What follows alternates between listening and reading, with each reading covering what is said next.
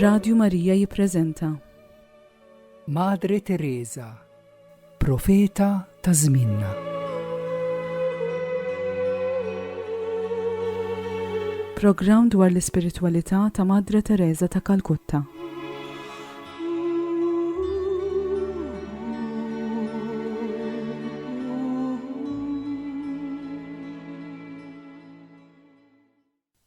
Jiena, Dr. Andrew, nistiednek għat minn programm mis-sensiela Madre Teresa, profeta ta' żminna. Fl-1980, ir-rivista Amerikana Live talbet lil Mary Ellen Mark, fotografu magħrufa, biex tiddokumenta permezz tar-ritratti id-dinja ta' din il-qaddisa mixja fl-art Madre Teresa.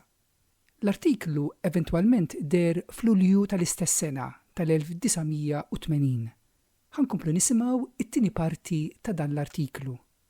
Il-vuċi hija ta' Twani Spanjol u Victoria Teuma.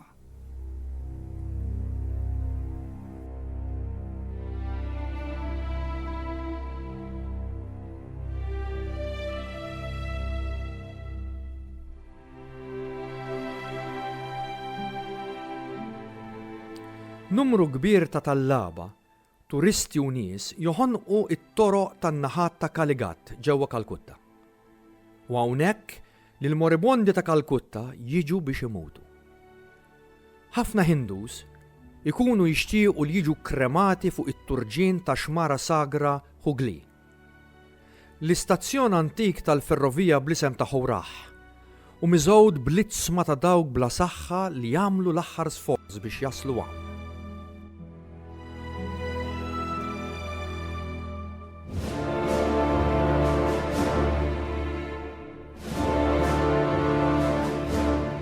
Fil-viċin hemm Nirmal Hidrej, id-dar għal moribondi li fetħet Madre Teresa. Il-post kien tempju mitluq dedikat lill-Alla mara Hindu Kali, tal-mewt u l-qerda. Madre Teresa u s-sorjiet tagħha jiġbru l-moribondi mit-toroq u jaħduhom f'Nirmal Hidrej. Jaslu maħmuġa, jintnu u mikula bid-dut u l-mart. Hemmhekk jiġu maħsula, inqatalhom xarhom u l-feriti jiġu infaxxati.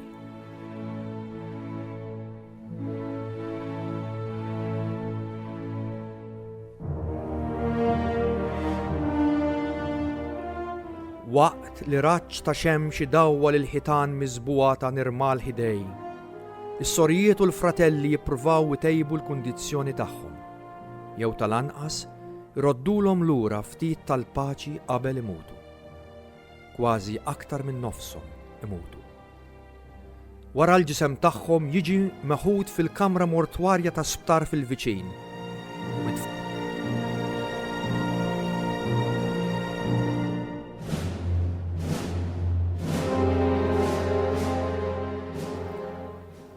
Il-mod ġentili kif jaċċettaw il-mewt hi tal-iskantament. Tinnota Mary Ellen. Waħda mis-sorjiet irrakkuntat li l-maġġoranza ta' dawk miġbura mit-toroq huma weħidhom. Ikunu morda ħafna fqar u ma għandhom lil ħadd. L-irġiel imutu ħafna iżjed malajr min-nisa. In-nisa jieħdu aktar ħin biex imutu.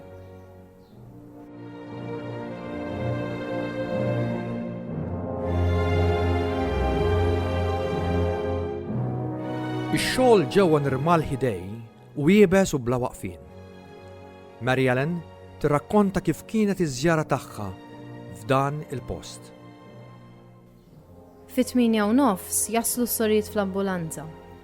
In-nisa għadhom reqdin. Mara b'idejha kankrata mietet. Is-sorjiet jalqu għajnejha, jaħsluha, igeżruha ġol-iżgħar u jirranġawha fuq xkaffa fil-mortwarja.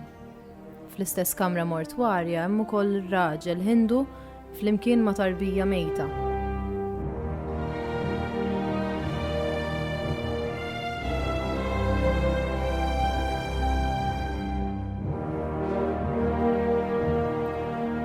Ġewwa l-parti li hemm man-nisa moribondi, is-sorjiet jaħslu lil-nisa, ħmieċ u rwejjaħ kullimkien.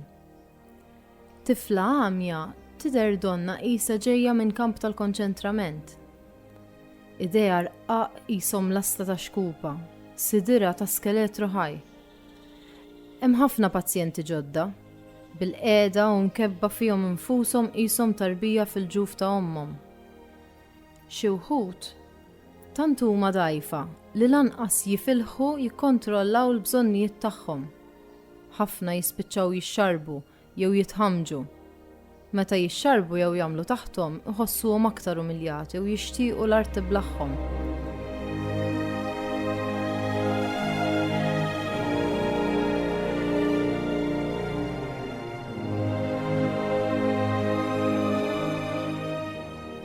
Is-sorijiet flimkien mal-volontira jaħdmu bla qiegħda. Imbagħad terġa' tinħasel l-art. Titqassam il-mediċina, jingħataw l-injections, jitnatfu s-sodot, imbagħad jitqassam l-ikel li jkonsisti f'ħut, ħaxix u ross.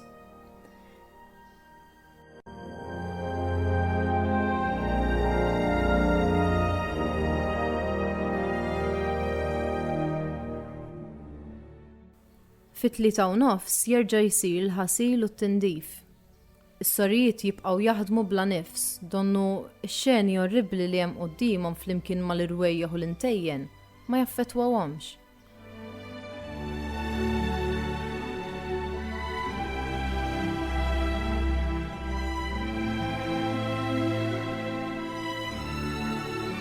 Waqt li kelta nofsinhar, it-tifla lamja xtaqet aktar ikel.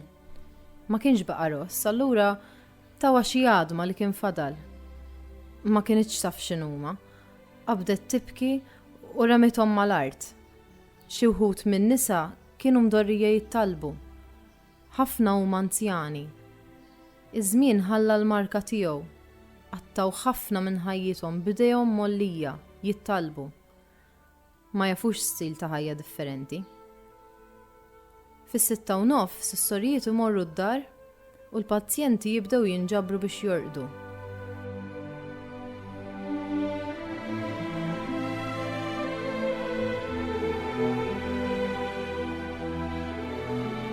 Is-sorijiet jiklu ikla sew flaxija. Wara jsir it-talb ta' flaxija, mbagħad ikollhom xi ftit ħin liberu. Jidħlu jorqdu għall-ħabta tal-10, iqumu fl-4:30 ta' filgħodu għat-talb. Ilestu x-xogħol tad-dar, jaħslu waħda miż-żewġ saries li għandhom, imbagħad imorru l-quddies. Wara li jieħdu l-kolazzjoni li tikkonsisti fi ftit ħobs u te, jerġgħu jibdew il-ġurnata ta' ħidma tagħhom mill-ġdid.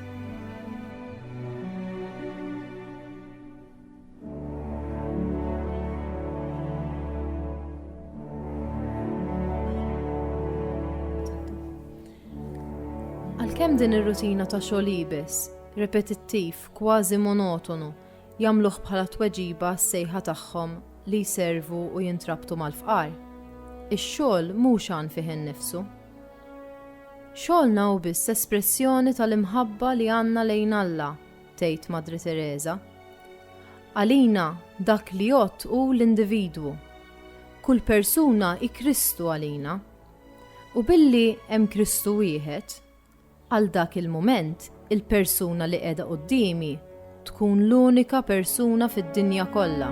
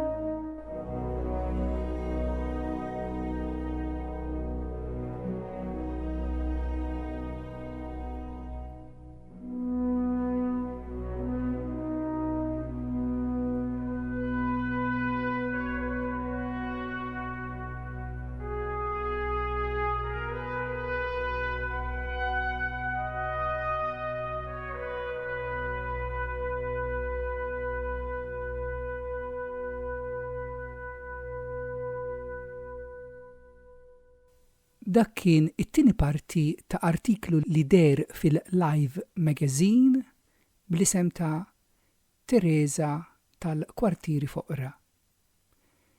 Imiss issa li nisimgħu lil Madre Teresa stess tkellimna li il-veru imħabba titnissel u timbet fil-familja.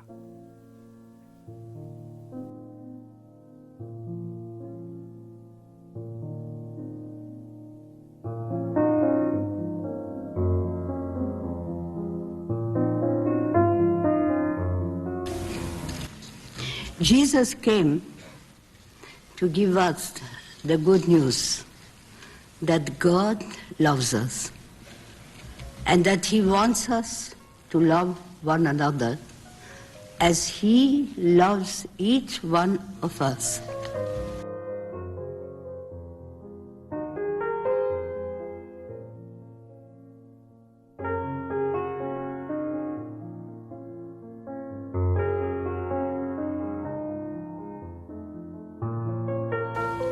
And to make it easy for us to love one another, Jesus said, whatever you do to the least, you do it to me.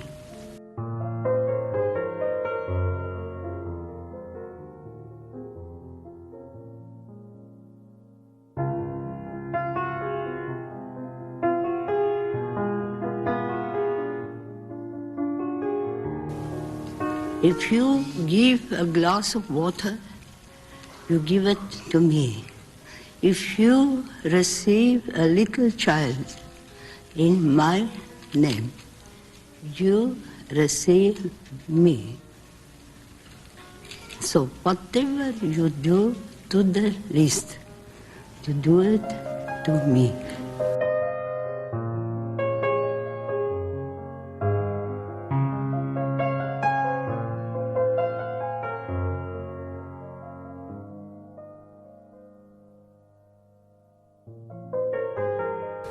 And where does this love begin?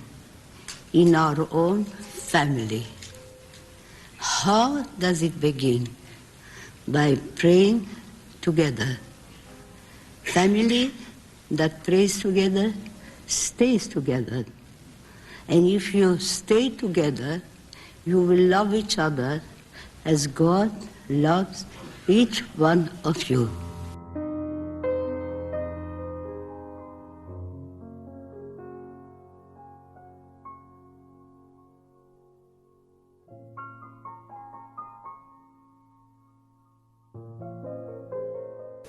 So teach your children to pray and pray with them, and you will have the joy and the peace and the unity of Christ's own love living in you.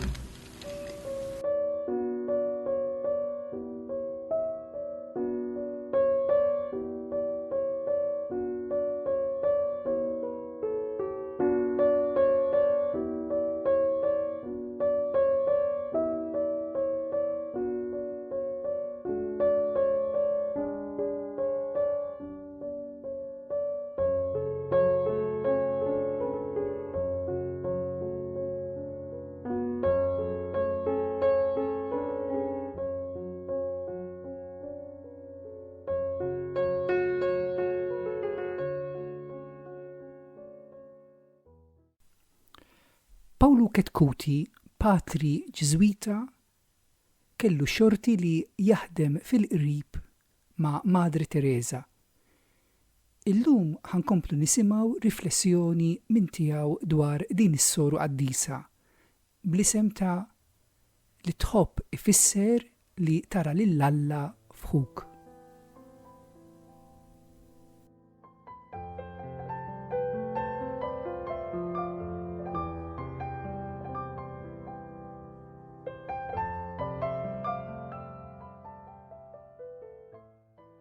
Tara l-Alla fuq mhix xi devozzjoni, mhix xi ħaġa hekk ta' pjetà hekk ta' minnu tifel tajjeb, imma tara l-Alla fuq jiġifieri illi qatt ma tinsa li dak ħuk. Mela mhux kemm se nagħmellek affarijiet, imma kemm se nkun ħuk għalhekk tagħmel affarijiet żgħar dika nara karatteristika profondissima ta' Madre Teresa.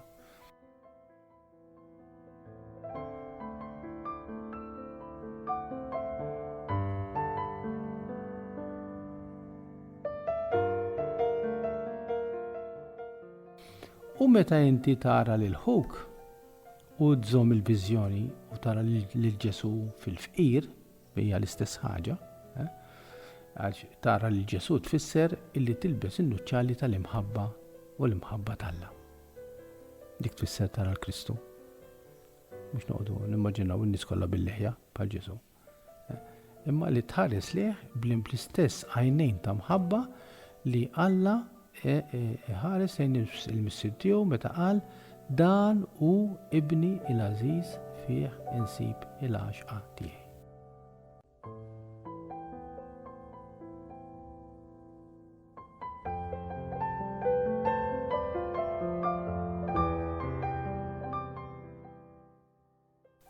Mbagħad sintendi imma li nista' nagħmel biex infejjaq dik il-ġerħa huwa l-mod kif nesprimi dik l-imħabba.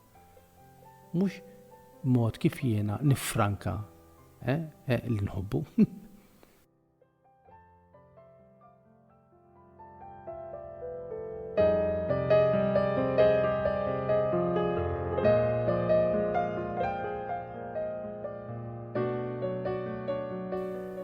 Ħafna drabi s-soċjetà tagħna hekk tajtek id-drittijiet tiegħek issa daqshekk.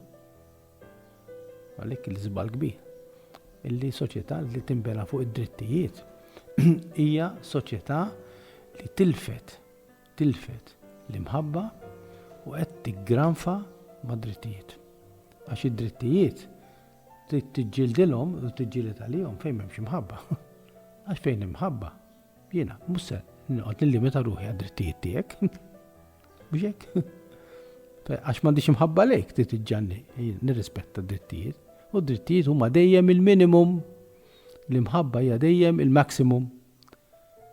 Dik id-differenza bejn Madre Teresa u social worker li jaħdem biss b'mod uman.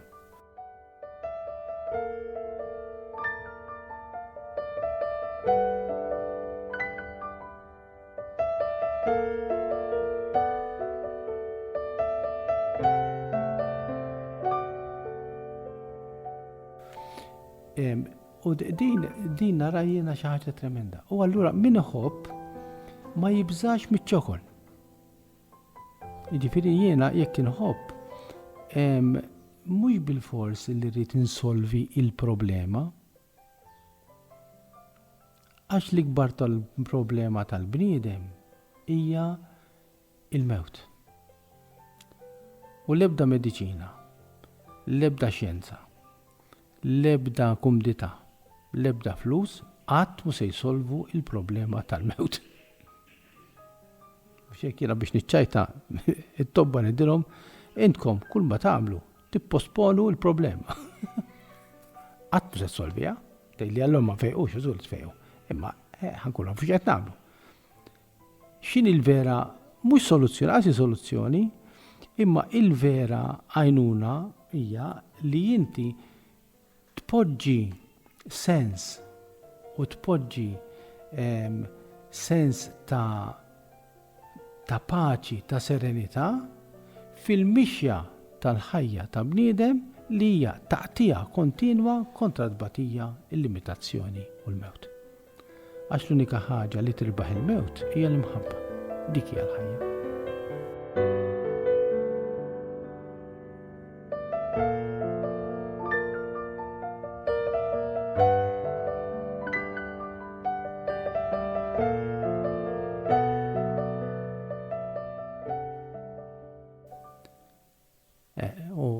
M'hemmx għalfejn immorru l-bot, meta jmut lejk xi ħadd ma tibqax tħobbu.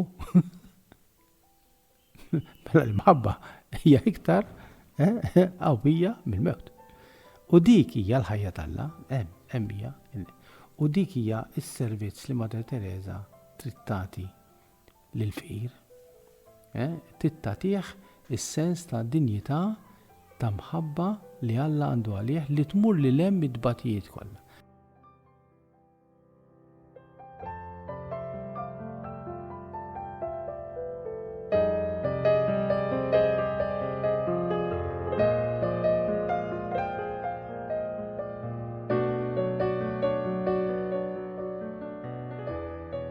sejna biex nurik l-imħabba ta' bnidem li jien.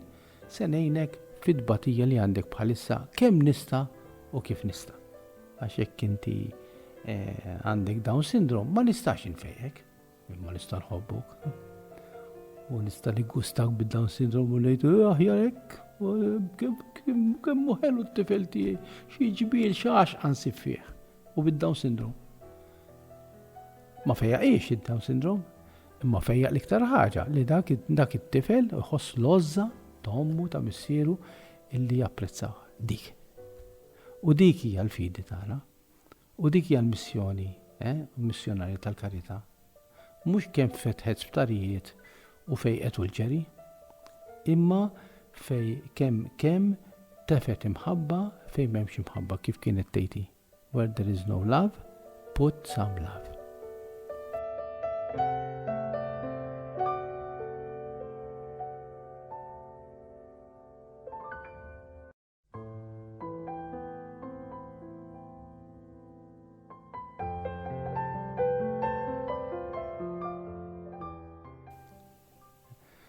Umbat, tablet milli aħna irridu dik l-imħabba nittraduċuha f'action imma contemplative din hija l-viżjoni.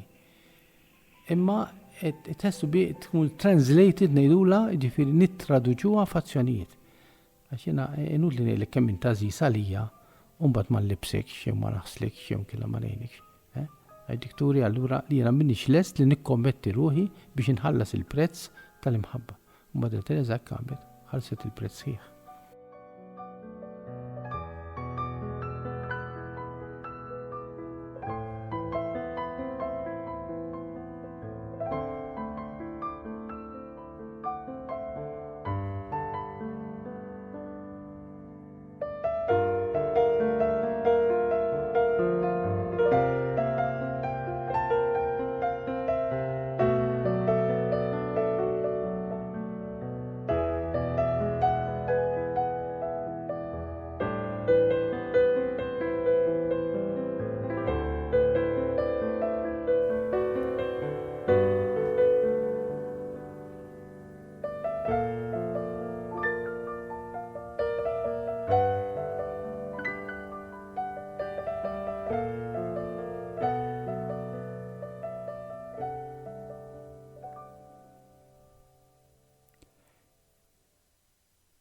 Nagħlqu il-programm billi ninaqdu ma' Madre Teresa u flimkien magħha ngħidu it-talba hekk imsejħa ta' San Franġisk.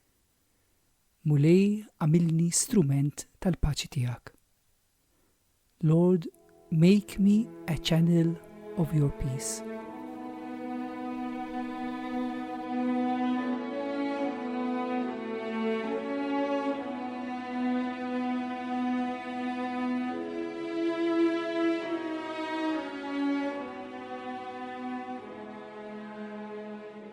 Lord, make me a channel of your peace, that where there is hatred, I may bring love, that where there is wrong, I may bring the spirit of forgiveness, that where there is discord, I may bring harmony, that where there is error, I may bring truth, that where there is doubt, I may bring faith, that where there is despair, I may bring hope, that where there are shadows, I may bring light, that where there is sadness, I may bring joy.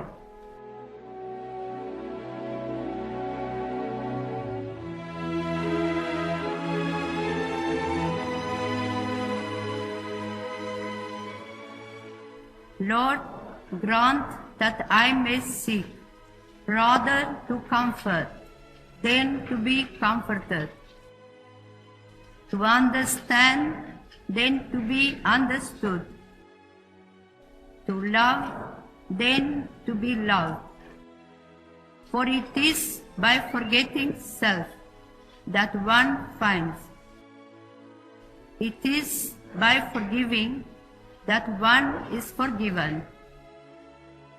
It is by dying that one awakens to eternal life. Amen.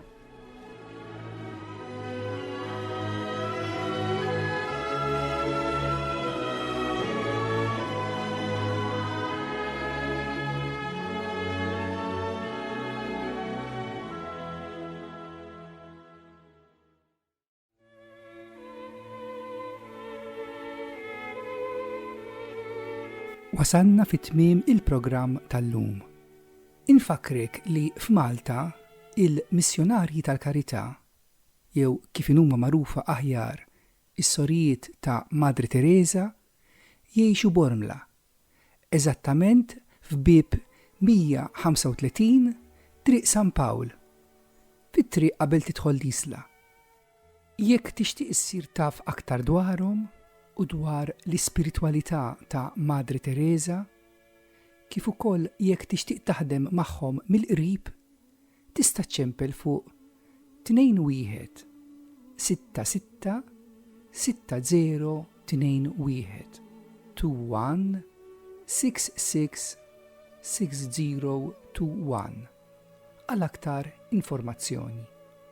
Tajjeb tkun taf ukoll li kull nhar ta' Ħadd fis-6 ta' filgħaxija fil-kappella tal-istess kunvent ikun hemm adorazzjoni ta' siegħa miftuħa għal pubbliku fejn intu wkoll mistieden.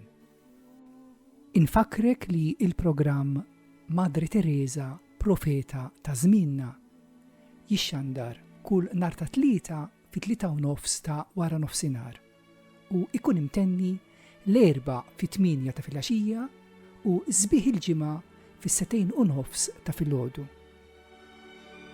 Jiena, Dr. Andrew, insemmilek.